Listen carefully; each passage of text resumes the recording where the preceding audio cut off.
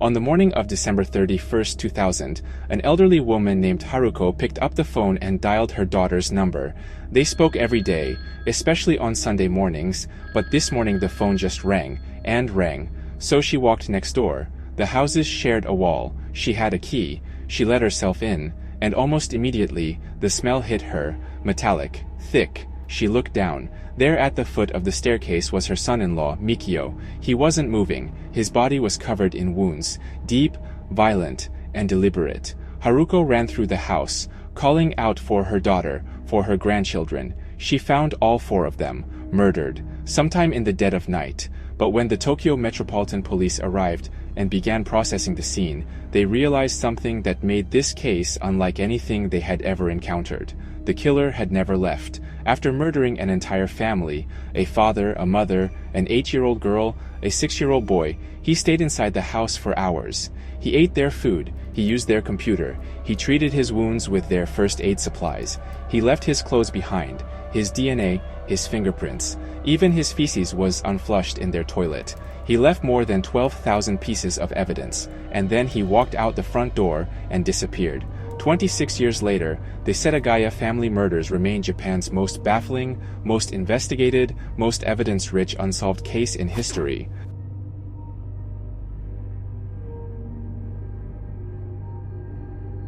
The Miyazawa family was, by every measure, ordinary, and that's what makes what happened to them so terrifying. Mikio Miyazawa was 44. He worked as a business consultant who designed logos and worked on branding. In his free time, he painted model airplanes. He drew manga. He was creative, quiet, capable. Yasuko was 41. She ran a cram school, a tutoring business, out of their home. She was protective of her children, especially her youngest, Rei, who had recently been diagnosed with a developmental disability. Yasuko wanted the world to be kind to him. Niina was 8, energetic, academically gifted, the kind of kid who ran across the yard to her grandmother's house to watch TV in the evenings. Rei was 6, the baby, the one his mother worried about most. They lived in a duplex in the Kamisoshigaya neighborhood of Setagaya, in the western suburbs of Tokyo. Yasuko's mother, Haruko, the woman who would discover the bodies, lived in the attached house next door, along with Yasuko's sister and her family. 2 generations, shared walls, soundproofing that Mikio had installed himself because, with young kids on both sides, things got loud. When they bought the house in 1990, the neighborhood was full. About 60 houses, over 100 families. But here's what they don't usually tell you about this case. In 1998, 2 years before the murders, the Tokyo government voted to expand Soshigaya Park, a green space directly behind the Miyazawa house. Over the next 2 years, city developers bought out nearly every family in the neighborhood. One by one, houses were emptied, then demolished. By December of 2000, the Miyazawas were one of the last families still there. Their house, once surrounded by neighbors, now stood almost entirely alone, backed up against a dark, expanding park, an island in a sea of empty lots. The killer would not have had to worry about witnesses. December 30th, 2000, a Saturday, the family ate a dinner of shirataki noodles, rice with chicken, and vegetables. Yasuko called her mother. Niina went over to her grandmother's house to watch TV, then came home around 9:30 p.m. Mikio checked his work email at exactly 10:38 p.m. It was a password-protected business account. That's the last confirmed activity from anyone in the house. Sometime after 10:38 p.m., the killer approached from Soshigaya Park. The bathroom window on the second floor at the rear of the house was slightly open. The fly screen was removed. Footprints in the mud below told the story. He climbed the fence, used the air conditioning unit as a step, pulled the screen away, and slipped inside. The first person he encountered was Rei, 6 years old, sleeping in his bedroom on the second floor. He became the first victim. Here's where the timeline fractures. The most widely accepted reconstruction says Mikio heard a disturbance. He rushed up the stairs.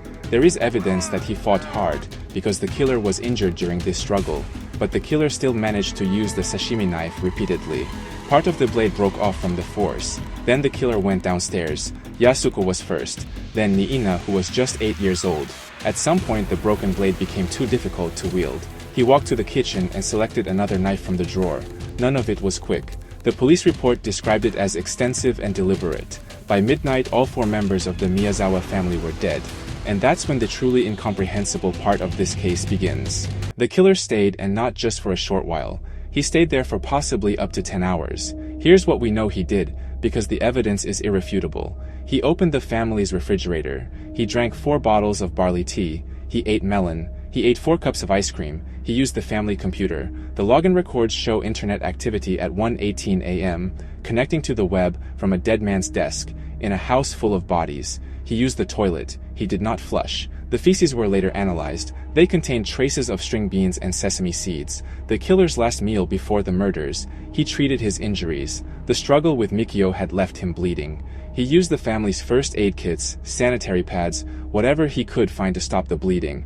He ransacked drawers, papers. Some were dumped in the bathtub. About 100,000 yen was taken, which equates to about $600. But more money was left behind. This was not a robbery. At some point he took off his own clothes, a sweatshirt, a jacket, a hat, gloves, a scarf, and left them in the living room. He may have put on Mikio's clothes. He left behind a hip bag containing sand that would later be traced to the Mojave Desert in California, near Edwards Air Force Base. He left a sashimi knife with his blood on it and 2 handkerchiefs scented with Drakkar Noir cologne.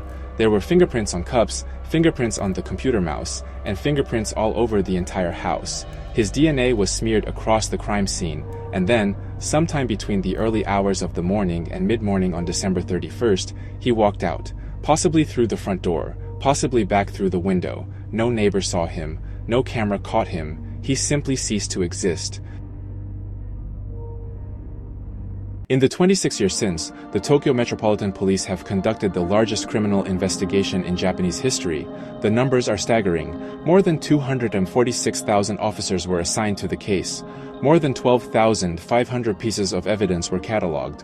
Over 5 million fingerprints were compared. There were over 1.3 million DNA comparisons. From the evidence, they built a profile. The killer is male, right-handed, approximately 170 centimeters tall.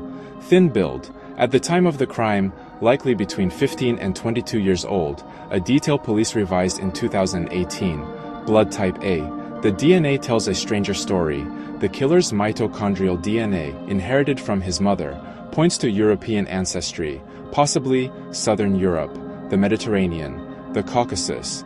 His Y chromosome, inherited from his father, is East Asian, a haplogroup common in 1 in 4 or 5 Koreans, 1 in 10 Chinese and 1 in 13 Japanese. He may be mixed race, or those European markers may trace back to a single distant ancestor. Nobody knows. Only 130 units of the killer's shirt were ever manufactured. Police tracked down 12 of the buyers. None matched. 40 full-time officers were still assigned to the case as of 2015, 35 by 2019. The house was demolished that same year in 2019 because it was physically deteriorating. All evidence had already been preserved, catalogued, stored, but for nearly 2 decades, the Miyazawa house stood as a monument to the unanswered question: how does a man leave this much of himself behind and still vanish?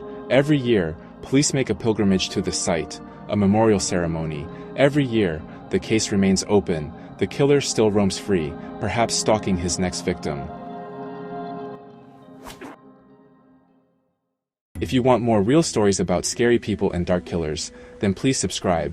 We post every 5 to 8 days, and don't forget to add us on social media where you'll get updates and the latest images and clips.